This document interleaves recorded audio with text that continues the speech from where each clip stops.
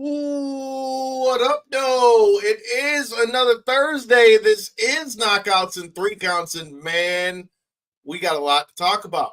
We got to talk about the return of Francis Ngannou to MMA. We got to talk about, is it the end of the American Dragon, Bryan Danielson? And we got to find out what me and J-Bone are going to be wearing for Halloween, and I want to know what kind of costumes y'all are wearing too.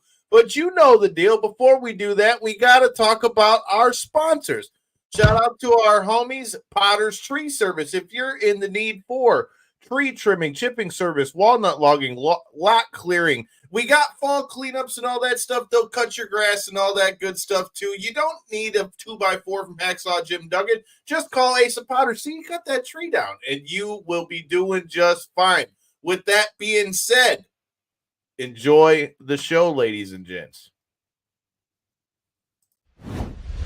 This is the Ring of Honor, a.k.a. Shane T, boy, the baddest champion you ever seen, boy. This is Mr.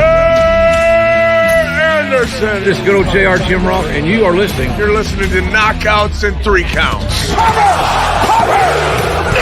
a new world champion. That might be one of the craziest knockouts I've ever seen in my life. Knockouts and Three Counts is the podcast, baby. It's the real deal, baby. Knockouts and Three Counts starts now. What up, no? It is another Thursday. This is Knockouts and Three Counts, and man, it is about to get busy out here in the D, out here in Detroit, Michigan. Like I said, it's good to be back in this motherfucker. J-Bone, Corey, how you doing on a Thursday? What's up, man? It's creepy time in the area, right? What is it? Spooky season, they call it. We're getting I fuck with scary out here. season. Let us know in the comments. Are you a spooky season person?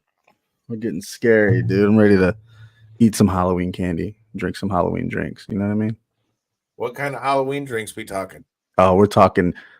What can we come up with? Freddy's spooky drinks. You know, it looks like blood red. Freddy's spooky. Yeah, dude. Michael Myers little shots of eyeballs or something. I don't know. Something cool. As a Michigan boy over here, it's Blake's apple cider season, man. Any of their hard ciders, man, them things hit the spot, man. I like those things are good. Yeah. Hey, good man, stuff. I'm with it. You know what also has become almost like a yearly tradition at this point in the Halloween season for your boys here at Knockouts and Three Counts is Cheapy Creepy. And we got that coming up next week, too. So before we get into all the wrestling and MMA and boxing and all the good things that come to you courtesy of your friends over here at Knockouts and Three Counts, J-Bone, what are you wearing to Cheapy Creepy, dog? Hey, that's the only time you can ask another man what he's wearing, right? I don't know. I ain't got no shame in my game, dude. I know what side of the fence I'm sitting on. Right. I don't know, man. I got a couple of options. I don't know if I want to go with something funny, something spooky, something sexy. You know what I mean? I'm not sure yet. He's gonna be Shawn Michaels. I was actually thinking about being Bastion Booger. Oh shit! I went as Orange Cassidy last year. For anybody who's new here to Knockouts and Three Counts, and for anybody who's wondering what that is gonna look like, go ahead and go look up Bastion Booger, and you can DM me later about that one. You're going to be upset. Creative geniuses in New York. I have no idea what the hell I'm going to do. You know, with us being a combat sports and pro wrestling show, I always try to kind of stick in that vein as far as the things that I've gone to Cheapy Creepy as. But I don't know, man. I haven't. Last year you're Orange Cassidy. You got to keep it going. You got to keep your streak going, man. With something. Well, now you gotta join the streak, bro. All I know is I just hope that I don't end up backdropping somebody in the middle of the floor again this year. Hey, it's Cheapy Creepy, bro. Anything goes. Anything goes. I was dressed as a wrestler, bro, and it all stays on the dance floor. The motherfucker had to get backdropped real quick. It all stays on the dance floor. You can do what's that drink roulette that we did that you did that one year. That's a lot of fun. Oh, that nasty coffee drink, dude. That was nasty. Essentially, what drink roulette this is gonna taste good. Would you pay like $3 or something like that? And you just spin the wheel, and whatever it lands on, that's the drink you get. You got Pabst Blue Coffee or something like that. Oof. I'm surprised they even let you spin it. Normally, when they're doing them kind of specials, they're like, "All right, yeah, we're gonna come up with some shit." And then we both got that nasty ass coffee drink. And well, I feel like what it was, whoever thought of that is probably like, "Hey, we got tons of cases of old. Let us get rid of this shit. We need to get rid of this stuff. So let's make a game out of it." That's probably what happened. It's like expired. Yeah, I feel like that's got 1 month left on the date. So let's get Chicago Rob. If you're in here still, bro, you drinking some coffee beer or what? I don't know, man. Dude. That drink was so nasty. It tasted like nasty chocolate milk or some shit. Dude, yeah. No it was no bueno. But like I said, I happened to slip when I was in the mosh pit, almost blew my knee out, and some dude like blasted me. And then we're standing on the outside with Uncle Chase, and then somehow I managed to dance my ass back out into the middle of a mosh pit, and the same guy thought he was going to blast me again. And yeah, bro, he caught a backdrop real quick for his trouble. I'm curious to see what Uncle Chase is going to dress up as. You know, he's always coming up. Dude, Uncle Chase. Damn it. We should have got Uncle Chase on this show. Damn it. He's very creative with his Halloween attire. So, bro, he's probably got it all figured out. That's what I should have did. Is just went and asked Uncle Chase, like, "Hey, bro, like, what? Give me the Iggy real quick. What do I need to? What should I do for Halloween? Because I don't know yet, dude. But all I know is I'm looking forward to it. I love Halloween. You know, I'm pissed I haven't been to any haunted houses yet, bro. Yeah, bro. I love. There's a lot. I see a lot on social media. They post a lot of like, especially out here in Pontiac's always haunted. Yeah, but it's like they're everywhere, dude. All the old grocery stores and everything are just haunted houses now. But I mean, pretty much got to take out a loan to go to them nowadays. I feel like it's kind of crazy. Yeah, dude. One night at the fucking Halloween, you walk through a haunted house, it's $34. It's like, yeah, dude. How? It's crazy. Ironically, it's funny talking about that stuff, dude. Corey and I had like went through the haunted house where I said fuck no, and the haunted house where I decided okay, I'll go through this one, and now ever since I'm just yeah, dude. I'm what up, though, Ryan? Well, you see now they got down like with the haunted houses or what? They got like the escape room haunted house things, man. I want to do some shit like that. I think that would be dope. Shout out to everybody checking in. If you guys are Halloween people, you get down with I feel like that's really gonna escape room haunted houses. That's gonna really test the heart valves, you know what I mean, at my ripe age. Let's see how well your heart's pumping. Let's get you in an escape room haunted house. I don't know, man. I'm gonna have to sign a waiver. They say YOLO. I might have to sign a waiver for that. Yeah, I'm sure they give you one. Bro, yeah, Ryan, yeah. I'm with it. Let's go. I'm down. Let's go. I want to go. Where is Eloise at? Is that the one that Chuck worked at? Well, I actually broke in there as a kid and went all up and through there before they did that. But you freaking rebel, you. But dude, that place. Hey, everybody did that at least once. I feel like. But you know, it's over in what is that? Westland, Corey? Yeah. Okay, yeah. I've been to it since they've redone it. I enjoyed it, man. I'm with Michigan and Wayne Road. Yeah, let's get it, dude. All I'm saying is when concert tickets and Halloween haunted houses are the same price, you know, inflation's a thing, I guess. But what the hell? You're not wrong, man. And then, but you know, speaking of things that are going on this weekend, the homie Megaran is back in town this weekend. This Friday, the homie T Call and G1 to the rescue are going to be doing the thing at the new Dodge Lounge here in Hamtramck, Michigan. Their new project coming out. I know their album release party. They're going to have MVP is going to be hosting it, which we've got plenty to talk about with MVP as opposed to what happened at Wrestle Dream and the debut of Shelton Benjamin and all that stuff. But dude, if you guys are looking for something to do tomorrow night, that's where you need to be at. But I don't know, man. Speaking of Megaran, that's a perfect way to segue into the wrestling, man. J-Bone, did you hear the new theme song for one Shelton Benjamin? I did. I seen Megaran posted about it. I went and checked it out, man. That dude don't miss though with theme songs. He's every album he puts Fucking out, heat, bro. I favorite it. It's fire every time. So shout out to Mega Ran, man. He's doing his thing. Always busy, always working. One of the hardest workers we know, that's for sure. Hey man, fucking. And side note, Shelton Benjamin looked great in the ring. Did he not? Dude, yes. Awesome, dude. Good for him. I'm Or happy Leo for him. Rush. Yeah, he's one of the good ones. You know what I mean? You always root for that guy. Absolutely. Yeah, Absolutely. I can't speak to the quality of the walkout song or whatever, but I can speak to the work ethic of our boy there, man. Like you said, as somebody who follows a lot of musical acts and stuff like that, I know you can attest to that, Javon. A lot of times we wish to get more out of some of our favorites, man. Mega Ran is putting them out there for his fans. He's putting it on, that's for sure.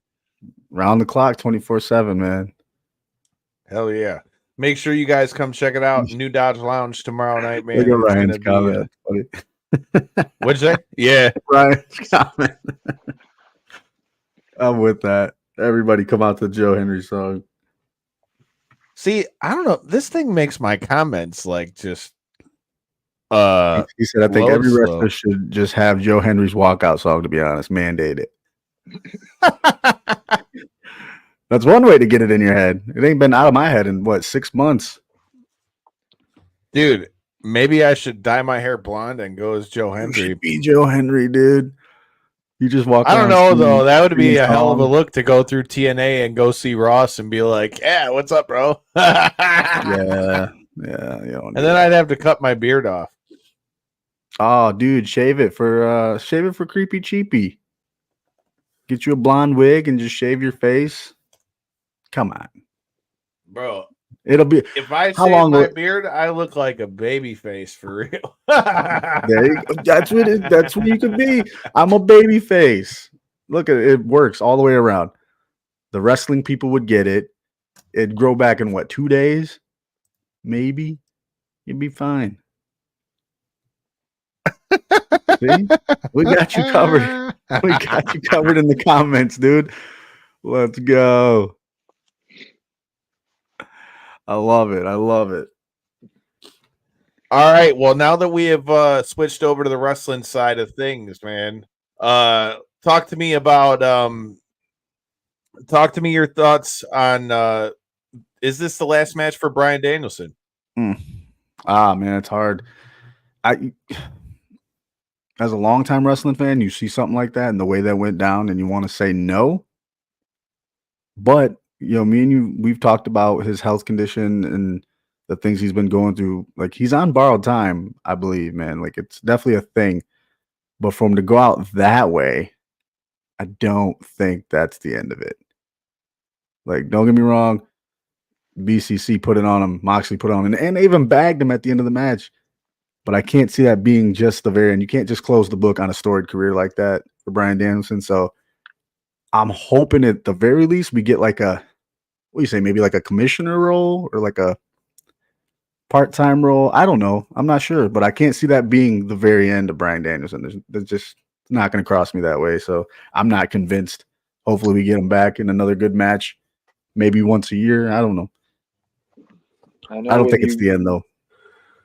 I obviously don't follow as tightly as you guys do, but when you had brought that news up to me, Kyle, I know I was surprised. I mean, it seemed like he had hit his stride and stuff again in AEW and stuff. I know he has his ebbs and flows of like actual TV time and usage and stuff like that, but I mean, I feel like that's everybody at the top end of the of that sport. So I mean, I was surprised when you were talking about that, Kyle. So I think he could be done though. Like, don't get me wrong, like he could be done. Like, he's got everything he needed. There's no more the guy needs to prove. But I just don't. Just the way the story ended, I just don't think that's it. If that makes sense. Well, so here's the thing. I obviously with what Corey said, you always wonder if that's going to be the last match. But at the same time, here's the thing though. Like, we all knew, and Brian's already said in previous interviews that he was, he had to get neck surgery, like his neck's like really banged up. And he was saying in the match with Nigel McGuinness that he was losing the strength in his legs.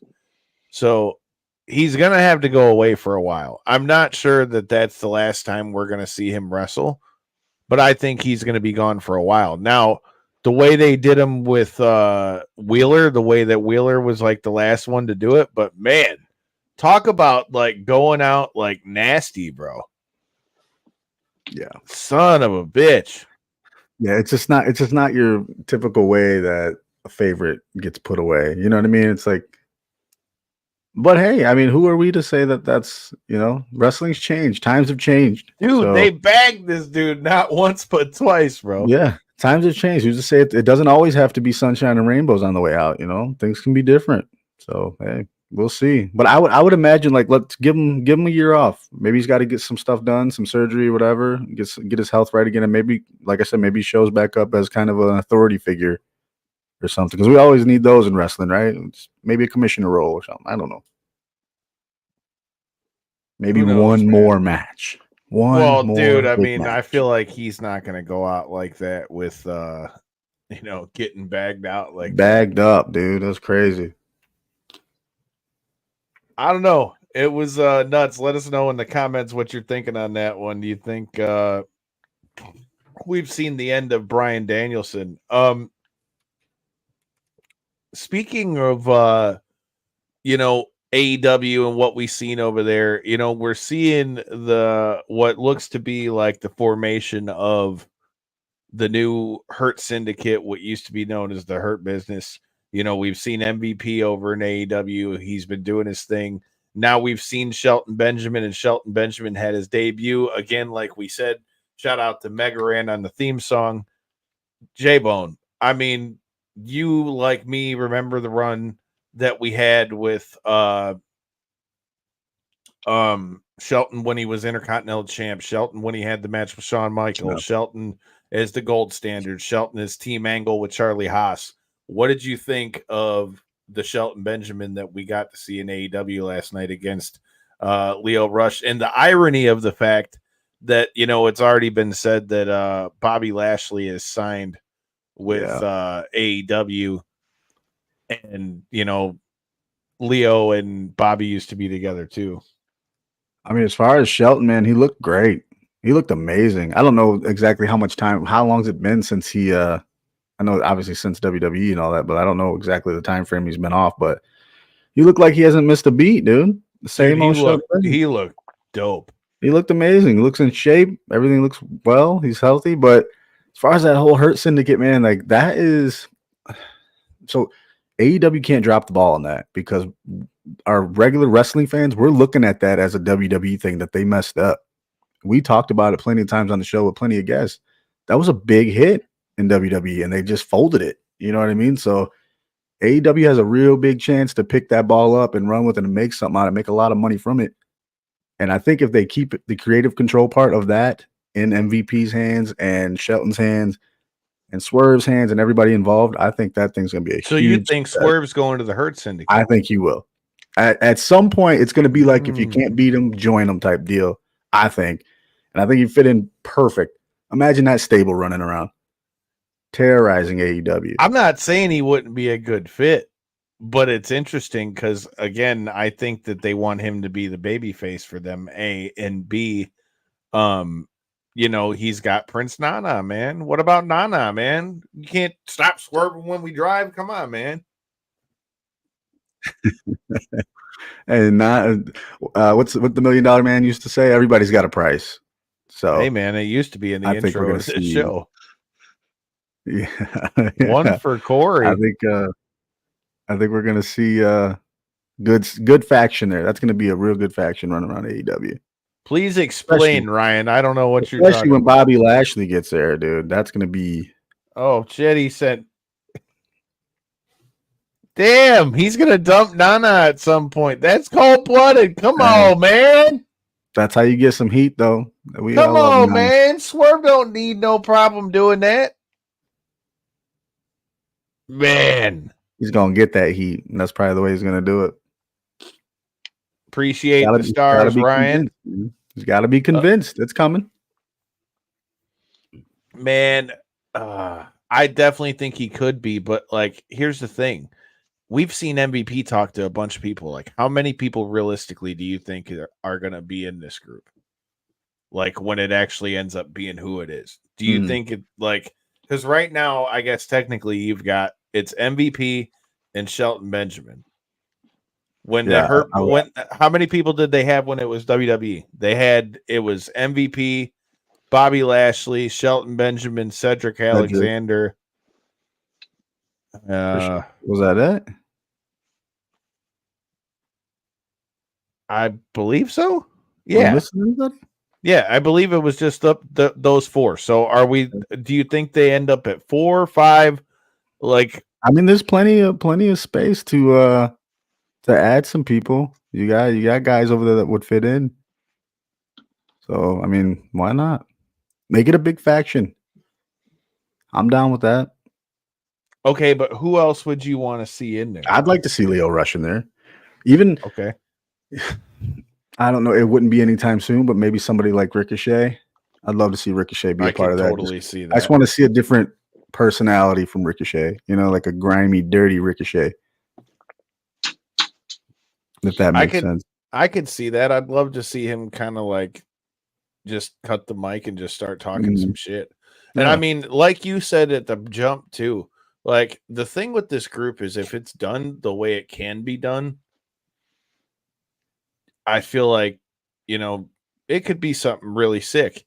Yeah. Yeah. The thing is, I think you gotta let them cook, as they say. You gotta let those guys do their things. But the thing, so my question is this, bro. Like, so does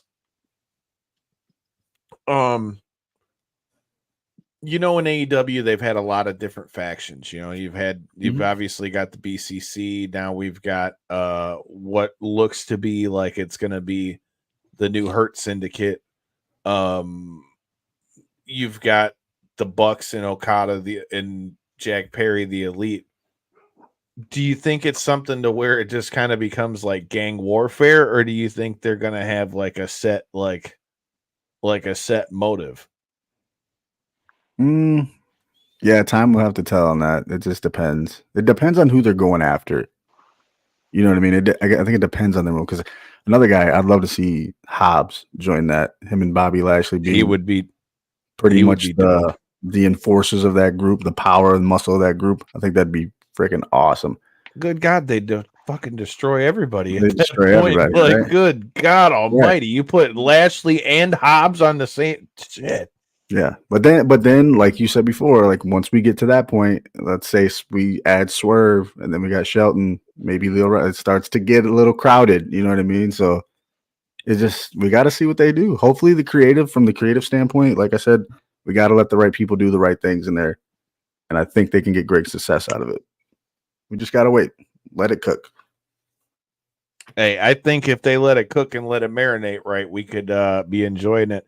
I appreciate y'all that are all checking us out. It says we got about 100 people in here right now. Make sure you like it, comment, share it. You know, make sure you let people know if you guys are new here and watching us on Body Slam or on Millions. Make sure you go and follow us on all the socials so you don't miss any of this. We are going to be covering everything TNA Bound for Glory next week. We will be in the press conference. We will be at the pay-per-view. We will be at the tapings.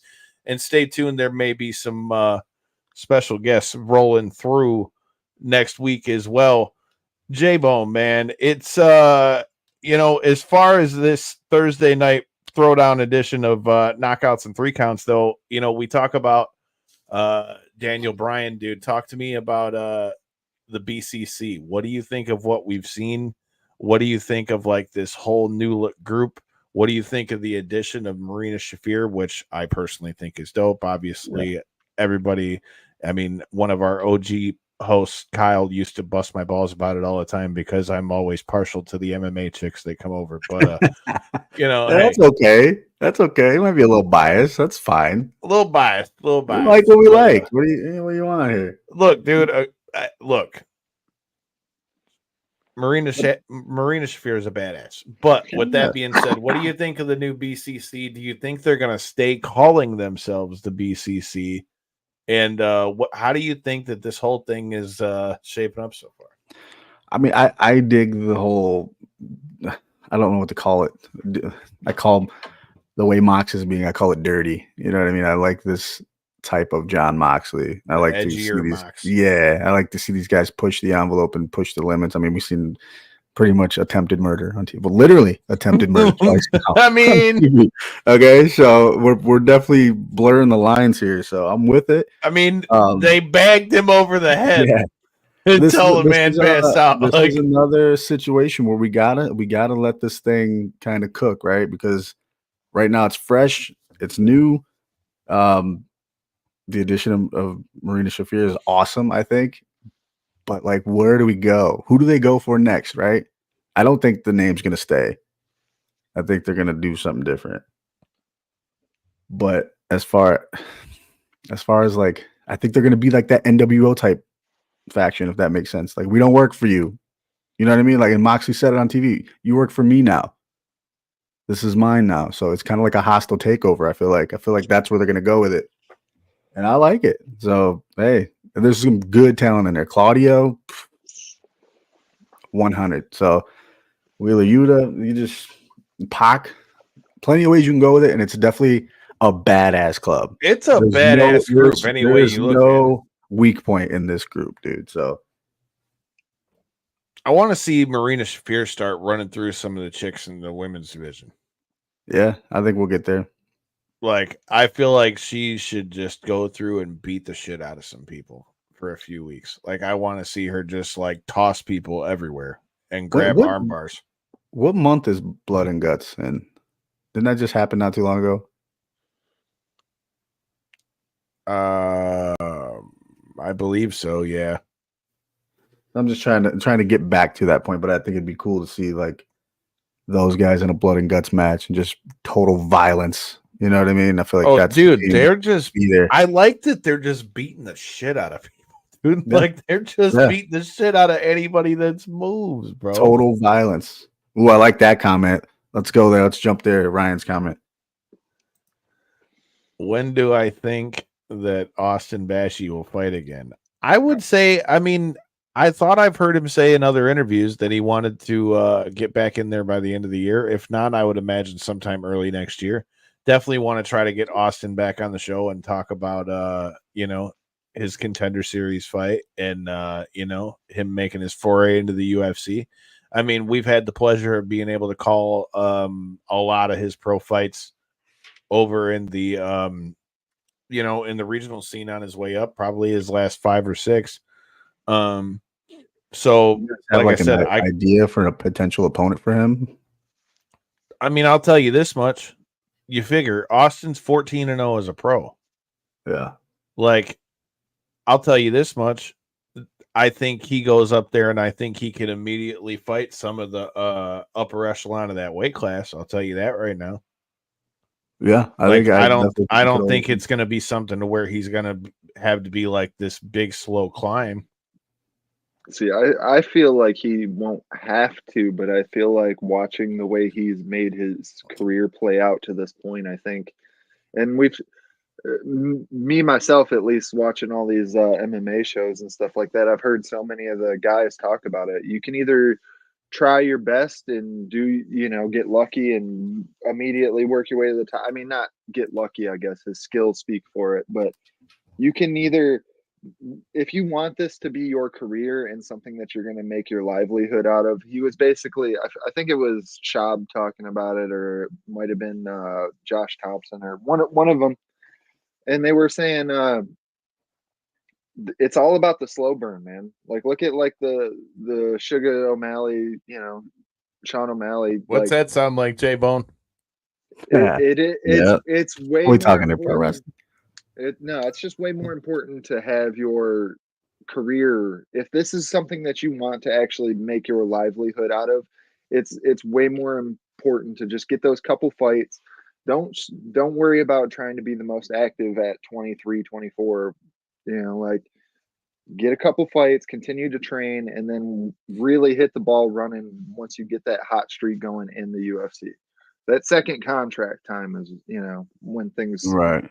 I mean, change. To me, it's typically a first contract for a newly signed fighter. Was like 3 fights. I think believe so. it's Usually 3 about 3. and 10-10 Okay. off the Contender Series, or it might be 12-12 now off the Contender Series. And he's a featherweight, correct? Right? Featherweight. No, bantamweight. Bantamweight. No, he moved up to featherweight now. Okay, That's what I thought I read. Okay, so I mean, considering, look, you got to think of what's like Ryan said. If you can challenge at the top 15, think of the talent that's already right there at number 15. You're looking at Edson Barbosa, right at number 15. You know what I mean? So we've seen what somebody that comes in like a fireball with a level of skill and just attitude has been able to do to that division in Diego Lopez. He's just been able to like set the whole division on fire. So if he wanted to, he could absolutely try to take that type of route for his career. But I feel like the real move for somebody at his age, and we've already seen him play the slow game with actually getting to the UFC. So I feel like this is going to be another one of those where he's takes his time, fight once every 8 months. He's got plenty of time ahead of him. Yeah, fight once every 8 months, so you get like, one every. You end up with 2 just shy of a year, every time, and then I feel like once you've been able to build your name in the UFC, then you really hit the ball running. That's my opinion for him. So I agree with the slow burn thing being kind of like his MO through the regional fights. I feel like that's a little different though once you get to the UFC because picking not even I don't want to say picking the right fights because he fought tough fights. I'm just saying like not being in such a hurry like you said to get to the UFC. I think there's some strategy in that, and that way you make sure you're ready by the time you get there. Now, when he gets into UFC, if he goes in there and smashes a couple people in these first couple fights, that can drastically change how. Right. Yeah. That's going to drastically change how that goes. So to me, it really comes down to what happens in these first couple fights. Now, I don't necessarily got names for who I would say, okay, this is who I think he's going to fight, but like at the same time, oh man, I just feel like we've been saying for a long time, dude, I feel like he's got a lot of potential to make some noise, dude. And I think he's going to surprise a lot of people because again, I think there's a lot of elements to his game that I don't think that we've fully seen yet in the cage, at least in the pro ranks. And so with that said, I just think that that's gonna, he's gonna surprise a lot of people. Mark my words, you heard it here first. Let's play a little game here. Let's play a little game. I'm looking at the top 15 ranks for that division. Now, I'm gonna throw you the bottom, the 13, 14, and 15. Just hypothetically speaking, I'm gonna name all 3 of these guys. You guys pick who you'd rather see him fight. All right. So at 15, you got Edson Barbosa, 14, Dan Ige, 13, Bryce Mitchell. If you had to pick a potential Austin Bashi fight, who'd you throw him in there against? Dan Ige, Bryce Mitchell, and who? Edson Barbosa. Edson Barbosa is a tough night out for anybody. And I feel like that's not the way that you, like I say, that's second contract kind of fights right there. Yeah. That's when you've shown that you're. I think he needs to fight a couple fights before he goes for the top 15. I mean, I'm not saying that he's not capable, but I think he needs to fight a couple fights, get his footing in the UFC. That's why I say the first 2 fights are really what it comes down to. It depends on how those fights go. We've been ringside for him fighting, and honestly, dude, like we've watched a lot of fights.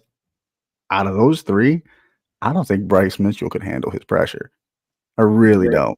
Bryce would be a really interesting one. I when you brought that one up, I was like, personally, if I'm Austin Bashi, not that I say he's going to lose it or anything, I feel like there's so many interesting positions that Bryce Mitchell brings to the fight from the ground game aspect that I feel like that's not one that you would want to chase for. You know what I mean? If it's presented, then so be it. But that's not the name that you would call out, in my opinion. Yeah. Out of those 3 particular names, I feel like he could, and I like Dan Ige, but I feel like he could beat Dan Ige today. So, but I was also going to say somebody that we just seen Dan Ige kind of beat up on not that long ago, and this is who I had initially brought up once he won the Contender Series fight, and we were talking about it here on the show. I was like, somebody like a Damon Jackson or someone like that, where he was in the top 10. He did work his way. He had a real nice win streak. Now he's kind of working his way through the top 30s, check a win, check a loss. I feel like that's a real solid vet that'll be able to test his skills from every aspect of the game. And you'll still be able to, there's still that room for error, I guess, in like being that it is your actual debut at that point. But there we go again. Yeah. That's why, like I say, I don't think the top 15 guys are going to be where he debuts at. I think he's got to win a couple fights before we get there. Like Corey said, I think that'll be his second contract area. The high heaven, because like I said, I've trained with the kid. I've known him for years, and it's been awesome to watch him, do his thing and getting to call his fights here at Lights Out. But with that said, like I said, I think he needs to get a couple fights in there, but I definitely think that he's capable of fighting those guys. But yeah, he needs, in my opinion, he needs a few fights, in the UFC to see what happens. All I'm saying is, though, depending upon how those fights go, if he wins them in spectacular fashion, that could drastically change the trajectory of who these opponents are going to be as he tries to go through the way. But now that we're talking about combat sports side of things, man, speaking of who should fight who, you guys got any thoughts on the potential return of Cowboy Cerrone saying he wants to come back? He says, I'm going to get off these TRT real quick and piss clean real quick and come back and fight. Did he say where he wants to fight? It's got to be Vegas. He's a Vegas boy himself, so it's got to be Vegas, right? He's out in New Mexico, if I'm not mistaken. So I'm pretty sure it's quick road trip over to Vegas. Yeah, tax free. But he looks like he's in amazing shape, but I also feel like it's because he got restored and rejuvenated, and he got plugged in good shape. Yes, but he looks younger than he did when he retired. Is my weird thing. He looks like he got plugged back into a battery charger, or he was a plant that was desperately needing some water, and the TRT was the water that his body needed. I tell you what, because he does, man. He looks in great shape. He looks quick, and he looks fucking juiced out. He looks all fucking yoked out. But no, all jokes aside, if that's truly what he wants to do with his career, I've been a huge Cowboy Cerrone fan. Him and fucking Tony Ferguson. Let's fucking do it. Yeah, that's two guys that are at the ends of the ends. But my big issue is, man, you got to get somebody that's willing and accepting and understanding of the fact that this guy got recharged, in my opinion. I feel like that's not... Tony Ferguson ain't going to give a fuck. Oh, I know he's not, but I feel like Tony Ferguson also... I love Tony. He needs to fucking retire, though, man. Tony. You're not wrong. I'm not mad at that. You guys want to see him back in the UFC? What about BKFC or something? I think it'd be cool. I think it'd be cool as hell to see him in a karate combat, but yeah, it'd be sick to see him in karate in the pit. In the pit would be dope with the long pants on and the black belt around his waist. That's what I said. Maybe he just needs a new look, switch it up a little. And geez, he fought in the UFC every 2 weeks. It felt like. Jesus, man.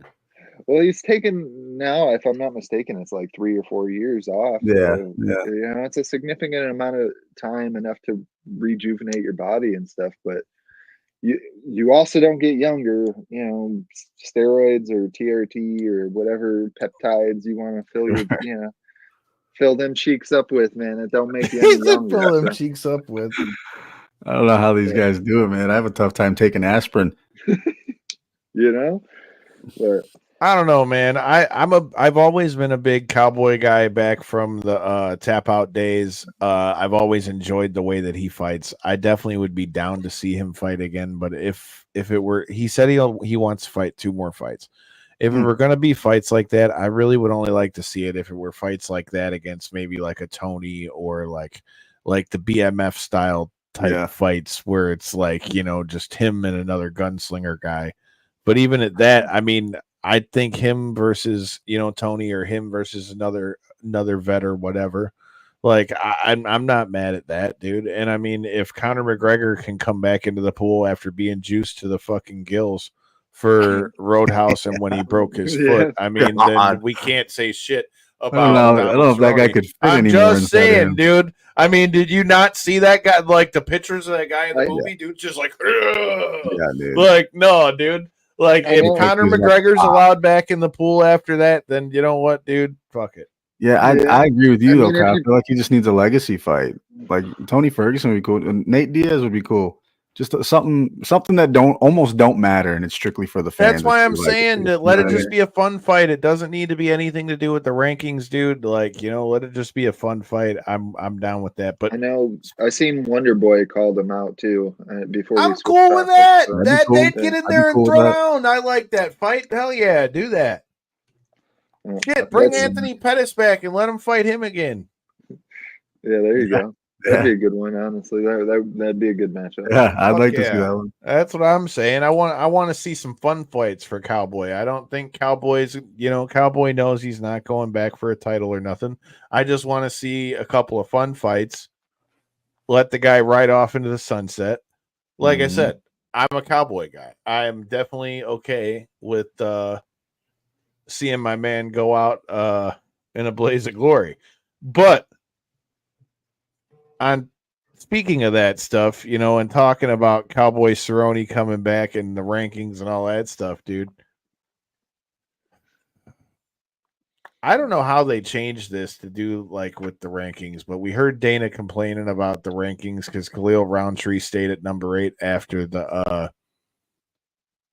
war that he had with Pereira, and I've seen Jamal Hill, past guest of the show, say that he maybe should fight somebody like him before you give him a title shot, which I have no problem with that, because I thought that was the fight that should have happened before he got the title shot in the first place. So I'm okay with that fight being put together. But I don't know, man. Like, I understand why the UFC necessarily shouldn't be the ones who control the rankings. I also understand part of what Dana's saying with some of the media people being the ones who do the rankings. I mean, J-Bone, where do you sit with the UFC rankings and how they do them? I mean, I'm looking at them right now, and then honestly, especially in light heavyweight, like that didn't get shaken up like much at all. Roundtree, what, he started at 8, right, before that fight, and he stayed at 8. Is that how it went down? I believe so. Yeah, he's at 8. I don't know. That division is not looking very well right now. Let's just say that. But as far as, well, I mean, the crazy thing with light heavy though, dude, is the fact that light heavy, like in a lot of ways, is really kind of unfroze if you really think about it, because Yuri's already been knocked out twice by Pereira. Pereira's already pretty much cleared out the whole fucking division. Yeah. So now you're pretty much got no choice but to have the jump spots, or you're going to be running rematches. Because look, I love Jamal Hill with him being from Michigan and him being a past guest of the show, but dude, like, that's a rerun too. Even though I'd like to see him get another shot, that's another rerun. So I'm not mad with Khalil. I mean, although I think he should have fought Jamal first, I'm not mad with Khalil getting it because he put on hell of a fight. Yeah. But now you're pretty much at a point where it's going to be reruns, or what fight other than Ankalaev's pretty much got to be next. Yeah. I mean, looking at it, it's a crazy thing to look at, because if you really look at all these rankings right now, all these years later, the light heavyweight division was, statistically one of the most stacked divisions in UFC history at all times. And looking at it now, Pereira has cleared out. Like, there's nobody there. Like, Roundtree just got a title fight, dude. Here, look at it this way. Roundtree just got a title fight at number 8. The guy underneath him is Johnny Walker, and that guy is nowhere near any title shot in the near future. You know what I mean? So his run's been legendary. Well, bro. I think that also does speak to, though, what Dana was, I guess, bringing up in a sense, in the fact of, like, my biggest issue, if we're talking about rankings, is the fact that people will be, I guess, granted too much respect for what they've done in the past. There isn't Dude, there isn't enough active Pereira would movement. flick O'Malley and knock his ass out. Yeah. But that's my biggest issue is you look at some of these rankings. I mean, like, if I'm not mistaken, they just took Connor off the 155 rankings, like what, last year or some shit, and he hasn't fought at 55 in forever. Like, you know, Chandler waiting on that fight. He hasn't been active in 2 years. Well, they have already You know what I mean? they already announced his fight though. And I know, mean, but I'm just look, using man. these names as examples. I feel like the divisions don't move on quick. Hanato Moicano just got that buzzsaw victory with a blown out shoulder over Benoit Saint Denis, and he didn't even move up but one spot, I think. So, see, but like with the Chandler example you used, though, like realistically, yeah, we were all waiting on that fight with Conor McGregor, but realistically, we all know that fight didn't really have any title implications to it. Like, I mean, that doesn't really. So to hold his spot, I mean, in the 2 years he was inactive, was he dropping? no, that's what I'm He didn't saying. move. If you still look at the at the rankings, he's probably like 4 or something. Right now, they got him at 6 right now. Okay, and that's my point. Is you've had And how this is many at fights- 155. This is Yeah, it's got to be at lightweight because this is lightweight 155. Dude, he hasn't won a fight at 155 in years. That's what I'm saying is my issue with the rankings is the fact that these guys are granted like name value status instead of like actual like fight record. Like, Yeah. this is what we're currently dealing with the current roster of guys. This is the order of the current. Like, I understand, you know, I love me some Dustin Poirier. He rightfully is. I want that BMF tournament that Big Mac and Andreas were talking about. Yeah. But same type of deal. Like when and I guess you shouldn't like just fall off a cliff because you lose, but you look at like college football rankings or something like that. If you lose and you're a top 5 team, you're no longer a top 5 team 90% of the time. You know what I mean? So don't matter who you play. Yeah. And that's just how rankings have always been, at least from a sports fan from a different perspective. So that's my only issue, I guess, with the rankings is that you see a lot of just names that I guess I don't want to say were names because they can still be active and they can still put on amazing performances and stuff like that. I'm not trying to take away from that. I'm just saying, like, you don't see these new contenders and stuff like that. 205 is a little bit of a different story, but you don't see as much of the climb from these guys because when Hanato Moicano is on a 5-fight win streak, but moves up one slot. Well, part of that too, that also kind of like lends to the bigger problem that the UFC has in the fact that they don't have as many stars. You know, you talk about what even the comment that Ryan put up there, Suga's got to move up. Well, Suga was the next one they were hoping was maybe going to fill that hole for Conor McGregor. But the problem is, dude, I mean, think about it. Pereira really is the biggest star in MMA really right now. When you really think about it, because John Jones, okay, you can say he's a bigger star, but John Jones isn't fighting. Conor McGregor isn't fighting. You know, 85, you know, Duplessis has got a couple more people that he can fight over there. But at 155, Makhachev's already pretty much proven dominance at this point. Dustin Poirier's on the way out. 145, we're going to find out next week, which I'm really fucking stoked for to see what happens with Poirier and Max. And I just want to give a shout out to Max Holloway because even though he's like the nicest guy you'll ever meet in your life, Max Holloway cooked Ilia Topuria on the shit talking. He cooked Ilia Topuria, but I don't know, man. Like I said, it's just going to be interesting to see. But there's a couple more topics I want to talk about before we get out of here. It's going to be a big weekend for the PFL, dude. Like, we make all the jokes with PFL tour and all that stuff. We're getting the return of Francis Ngannou to the MMA Cage, and this is going to be the first fight in the MMA Cage that PFL is going to get to kind of cash in on since they, you know, gave Francis this big, massive contract. And, you know, we've heard the CEO of PFL talk about how they've already spent more money than the UFC did at the Sphere and all this stuff that's going along with it. I don't know, man. This is a pretty big fight for PFL, and that's not even including the fact that you got Chris Cyborg versus Larissa Pacheco on there as well. And I know there's AJ McKee versus the young Cage Warriors vet. There's a lot of good fights on this, man, but I still just don't feel like there's the hype around it. I mean, I feel like that's the thing we're always talking about with these PFL pay-per-views. I mean, I think the fights are going to be badass. I think they got a good matchup for Francis Ngannou. I think that Renan Ferreira is kind of, like an up and coming of enough of a heavyweight, but after getting that big win against Ryan Bader, like he's definitely a formidable guy for him. And then, you got Cyborg and Pacheco, which Pacheco is the one that knocked Kayla Harrison off the mountain.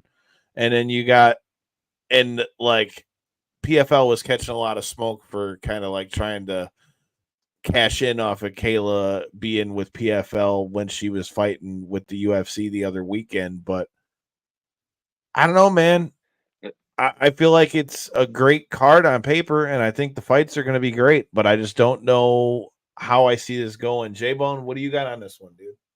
I mean, we were saying it before we came on the air, man. This maybe skill-wise, it doesn't look like a big fight for Ngannou because he should roll this guy, but this might be the most important fight in his career right now because if he goes out there and somehow loses this fight or doesn't even, let's just say he doesn't dominate but just squeaks by, that whole lottery you played on Ngannou, to me as a fan, I don't think you cashed in on it. I don't think it was worth it. Because that was a big, big deal when it was signed, and he's supposed to come there and be the head of your heavyweight division. And if he can't maintain in his first fight there, what was it all for, right? I mean, that's just what I think. I don't know. Corey, what are your thoughts? Especially with the timetable and how everything played out, him going to boxing, looking great against Fury, waiting another 8 months, getting the Joshua fight, getting knocked the fuck out. Out cold, it's right there. Your stock dropped. You know what I mean? It did, but it also generates curiosity of what's going to come next. Because that's where I'm at right now. Is what version of Ngannou do we see transitioning back to MMA? I feel like the boxing training actually might have helped his MMA game because now he's able to kind of clean up some of these shots and stuff a little more. And not be just that big brawling guy that we kind of had seen on his rise up to the championship in the UFC. But that being said, I don't feel quite as I don't want to say strongly because it didn't sound like you were as strong when you were saying it too. But Renan Ferreira is a big old boy, dude. He's bigger than Francis. Yeah, he's a big old boy. So I don't feel the whole like I don't know if Francis loses, it's Francis. You're talking heavyweight MMA, and you're talking two big boys, and Francis isn't particularly known for trying to go in there and take people down and ground and pound them to death, other than Surreal Gone fight.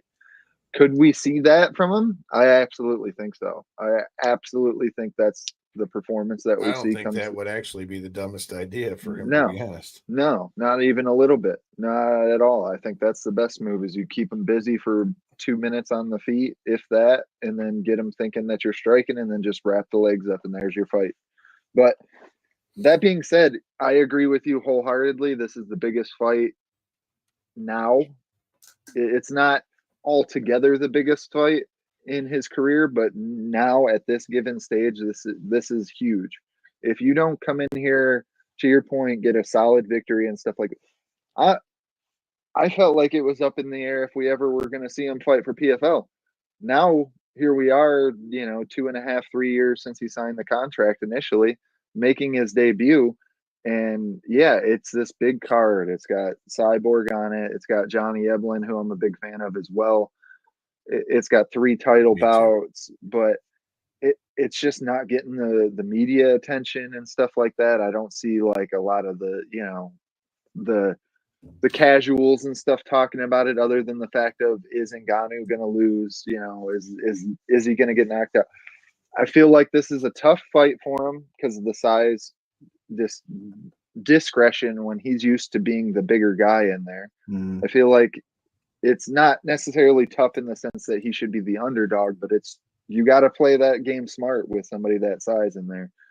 It could be the perfect storm, dude. I mean, there's so many things that I don't. That's what makes it good. I mean, I just feel like PFL really is letting the ball down. That's my biggest issue with this whole thing. Is there's so much at stake in this fight for both Cyborg.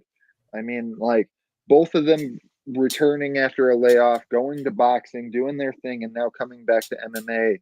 These guys are supposed to be except Cyborg killed the chicks that she fought in boxing. No, that's the difference. That is very true. That is very true. But Larissa Pacheco's no slouch, man. Like and that's why I say, I mean, then the thing is, how do you skills so much since when her first matchup with Kayla Harrison to when she beat her to when then she defended the belt throughout that whole year undefeated. She looked like a totally different fighter. So, I mean, that one I feel like has a lot more 50-50 energy to me than the Ngannou one. But man, they're both really good fights. They're just not getting the promotion that they deserve, in my opinion. Let me ask you this: so, what if at the end of this fight card, Cyborg loses and Ngannou loses? Where does that leave PFL? Absolutely. Is it a disaster for everybody involved? 100% disaster. I feel like it's a lot less of a disaster if Cyborg is the one to lose. And I'm a Cyborg fan, but I feel like if Ngannou loses, and especially if both of them lose, I feel like a lot of MMA fans that are diehard enough to be paying for this pay-per-view, or at least giving their time to tune into this event, they'll know the Larissa Pacheco story at least a little bit. They'll know that she's this. Ngannou's going to be colossal. If Ngannou loses alone, it's going to be colossal because you already got to look at the fact. You had Anthony Pettis come over there, he lost. You had Verdum come over there, he lost. I mean, every big name that they've brought up, Rory McDonald, he lost. Every big name they brought over there, that they brought in to be like the next guy. Is lost. If that happens with with the amount of money that they're putting out, dude, that would be catastrophic. They put a lot of stake on Ngannou's back, dude. So, I mean, they just launched PFL Africa with him as the head of it. You know what I mean? So it's like you're putting a lot of stake in him as a ticket to this company. So if he goes out there and loses in his debut, what's interesting about it is, while I definitely agree that they're great matchups if you really look at it all down the card. It's like the young killers from PFL are coming in to like chin check these vets, really, when you think about it. You got Larissa Pacheco for Cyborg. You got Renan Ferreira for Ngannou. You've got the kid from Cage Warriors for AJ McKee. Like, and all these young bucks are coming in here ready to try to knock somebody's head off. You know what I mean? This is where they make a name for themselves. Yeah. Interesting. That alone makes it interesting tonight, and that should be enough for us to tune in. So, one big question for you guys with the Ngannou fight, though: do you like the fact that this is like the PFL's like this is our championship-winning guy, or do you wish it was somebody that they were able to pull in through free agency or something like that? Now that this is where we're at, do you wish that they were able to find some, the Derek Lewis fight sucked, but if they were able to pull a Derek Lewis or something, I'm not mad at it. I mean, I think PFL's tried to, in all their promotion and everything I've heard them really say, bro, it's been about how they want to, they want to put together good fights. And realistically, it's probably the best heavyweight fight that they could put together right now. I mean, for those who don't know, Renan Ferreira is a guy we've known about on this show for a while because he fought past guest of the show, Brett Martin. But, I mean, that win over Ryan Bader straight up, change things for Ferreira. So I think he's the perfect opponent. But he's a big man. I'll tell you, I'm watching one of his fights right now. Like he's Holy like crap. perfect opponent. But it just comes down to if Ngannou loses, this could be fucking catastrophic for PFL. Yeah. I think the only problem 3 years ago, I thought it was a great signing. Probably that was obviously the best thing they could do to build their brand, but the fact that it's been 3 years, he's not a spring chicken, man. So if this is a loss, and if it's a devastating loss, it could spell the decline for him. I feel like, sorry, Kyle, but I feel like PFL, man, PFL. I really liked them when they were making their big upstart and they were really making this big push and stuff towards trying to be one of the upper, MMA organizations and stuff. And then they acquired Bellator, and now I feel like I'm starting to see how that whole thing is playing out. And it's not the way I wanted it to be when I was talking about it on the show. And I feel like they're literally, they're PFL-ator. I mean, they literally don't advertise the fact that they have the biggest event going on. Like they have their CEO. Like I forget who was talking about it. I think it was Ariel Hawani was saying like they'll pay to promote, Don Davis's tweets or something like that so that everybody can see a tweet, but then won't actually like put out big fight promotion. Like if you're really telling me the truth, Kyle, and they're really telling the truth, I guess I should say, in the fact of they spent more than the Sphere card and stuff like that already. That was out of the CEO's blah, mouth, blah, blah. bro. Y'all are wilding, then. Y'all are fucking wilding. That's my thoughts on that, because you guys you're not pulling it in like that. You're not. I understand you're paying your top, guys and stuff like that, but we're talking like in the bigger circles of like fight games and stuff like that, and all the shows and stuff. They'll be lucky if they break 100,000 pay-per-views. That'll be a really solid number if they get 100,000 pay-per-view buys, and they could do way better with an event like this if they just didn't even advertise it as PFL as the banner until you were tuned in on the night. Just make it all about the athletes, and I guarantee you would get more attention than what they're doing right now. And to be honest with you, the PFL name off it. I'm not saying take it off of it, but just be like, this is Ngannou's return to MMA, and make that the forefront. Make it such a big thing that everybody that cares to knows that your event's going on this weekend. And I feel like that's not the case. Hey, like we've been saying, let Knockouts and 3 Count promote your shit, man. We got this. We got you. Don't even worry about it. We've seen a little bit of everything on this show, man, from Juggalo Championship Wrestling to TNA Bound for Glory to the UFC is going to be coming through, Karate Combat. You never know what's going to be on the other side of this box. And, man, you never know what me and J-Bone are going to be looking like at Creepy Cheapy. You would if you come kick it with us. We need to get Corey to bring his ass. But I don't know, man. I feel like we've covered all the stuff. And, we've got the big UFC card that's going on this weekend as well down at the Apex. I'm looking forward to seeing what happens with Fluffy Hernandez's fight. That's going to be an interesting one. I'm interested to see what's next in the world of AEW. And like I said, stay tuned. I will be sitting down with the CEO of Millions. We're gonna be sitting down tomorrow. I will be dropping that interview next week. We should be hopefully joined by Cody Stamen to talk about his fight for the UFC next week. And again, it's TNA Bound for Glory week. We will be in the press conference, and stay tuned because again, you never know who's going to be on the other side of that box. Appreciate all of you guys that have been commenting along with this one. Make sure you guys are back here Tuesday night, 9 p.m. Eastern. Check out Mega Brand and check out the Gold Standard. Peace.